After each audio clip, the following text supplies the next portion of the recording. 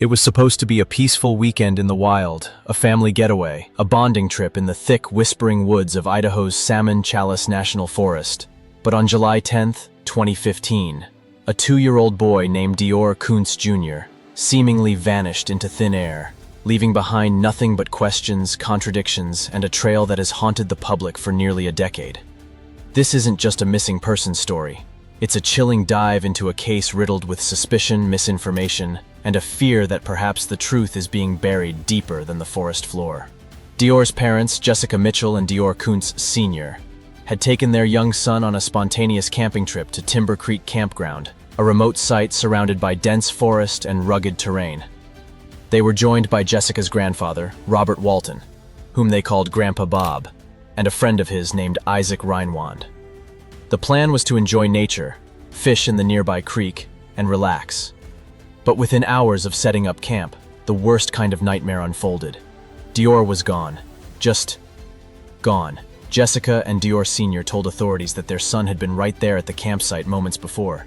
They claimed they had turned their backs for just a few minutes. When they looked again, their little boy was nowhere in sight. What followed was an immediate and intense search operation, with volunteers, dogs, helicopters, and even divers scouring the area. But no trace, no footprints, no clothing, no signs of struggle was ever found. It was as if the forest had swallowed him whole. But here's where the case starts to twist. Law enforcement quickly became suspicious, not because of what was found, but because of what wasn't. Typically, when a child wanders off in the woods, especially one as young as DeOrr, something is left behind. A shoe, a toy, a trail of some kind. But the wilderness offered nothing, and soon, the inconsistencies in the parents' stories began to raise red flags. In separate interviews, both Jessica and DeOrr Sr. gave differing accounts of the timeline and their exact movements before the boy went missing. At one point, Jessica claimed she left DeOrr with Grandpa Bob while she went with DeOrr Sr. to the creek. DeOrr Sr., however, gave a slightly different version, saying they thought the boy had gone back to see his grandfather. Grandpa Bob, in turn, said he believed the child had gone off with his parents. The miscommunication, they said, cost them precious time. But investigators weren't buying it. Lemhi County Sheriff Lynn Bowerman stated that all 4 people at the campsite were considered persons of interest. He later said publicly that he believed DeOrr was never in those woods at all. That statement sent shockwaves through the public and marked a turning point in the case. How could a 2-year-old be reported missing from a place he never was? Was this simply a tragic accident being covered up, or was it something far darker? In the days following the disappearance, search crews covered a radius far wider than any toddler could wander. Cadaver dogs were brought in. The creek was dredged. The ground was combed. Still, nothing. Investigators even went so far as to dig up parts of the campground, months later, desperate for answers. Again, they found nothing. Meanwhile, attention turned sharply toward the parents.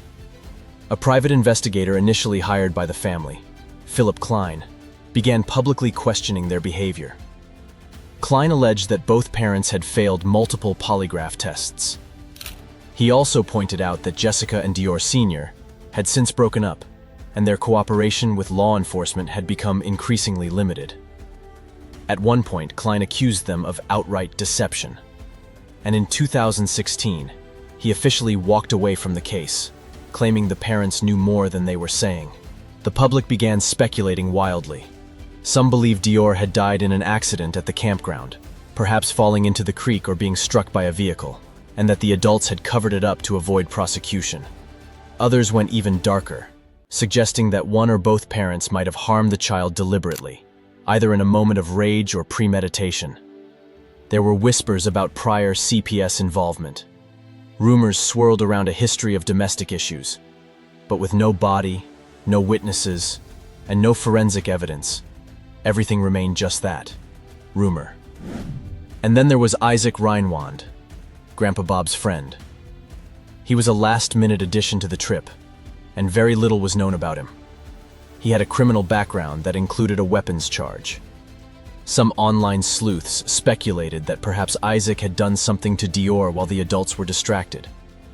But again, there was no evidence to support it. He was interviewed by authorities but never charged. Years passed. The case went cold. Then, in 2019, something strange happened. Investigators revealed that they had found, quote, a significant item in connection with the case. Quote, they refused to say what it was, but speculation exploded online. Some thought it was a piece of DeOrr's clothing. Others believed it might be something far more sinister. Still, nothing came of it. No arrests, no closure. What made this case so haunting, so endlessly frustrating, was the sheer absence of everything. No remains, no witnesses, no evidence. Just 4 people in a forest, one of them now missing forever. Law enforcement has never cleared any of them. In fact, both Jessica and DeOrr Sr. remain suspects to this day.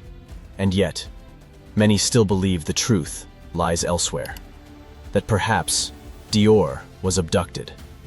Some point to a theory that a stranger passing through the isolated campground may have taken the child when the adults weren't looking. But it seems unlikely that someone could have slipped in and out, in broad daylight, without a trace. Others suggest DeOrr might have wandered off, succumbed to the elements, and that wild animals disposed of any evidence. But again, no signs, no scent, no remains. Online forums, especially Reddit, have dissected this case to pieces. Amateur sleuths have mapped the area, analyzed the timeline, even gone as far as comparing satellite imagery. But nothing definitive has ever surfaced. It's as though the deeper people dig, the stranger the case becomes. One of the most disturbing details came from the local sheriff's department. They reported that DeOrr's parents had refused to take further polygraph tests and had even missed scheduled interviews. There were suggestions that both had lawyered up and refused to cooperate after initial questioning. For a couple desperate to find their missing child, that behavior raised serious suspicion. And yet, as damning as that may seem, it's not proof of guilt. Grief does strange things to people. Panic does too. What if the parents were simply overwhelmed? What if they truly don't know what happened to their son, and the guilt of not watching him closely enough destroyed them from the inside out? To this day, there's a small shrine for DeOrr in Idaho Falls. His case remains open, but no new leads have come in for years.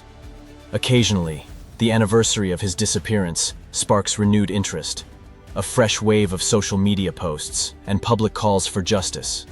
But each time, the momentum fades, the forest remains silent. What really happened to DeOrr Kunz Jr.? Did the forest swallow him whole, as some fear? Or is there a secret being held behind closed doors, protected by silence, shame, or fear? Until someone talks, until someone cracks, we may never know. But one thing is certain.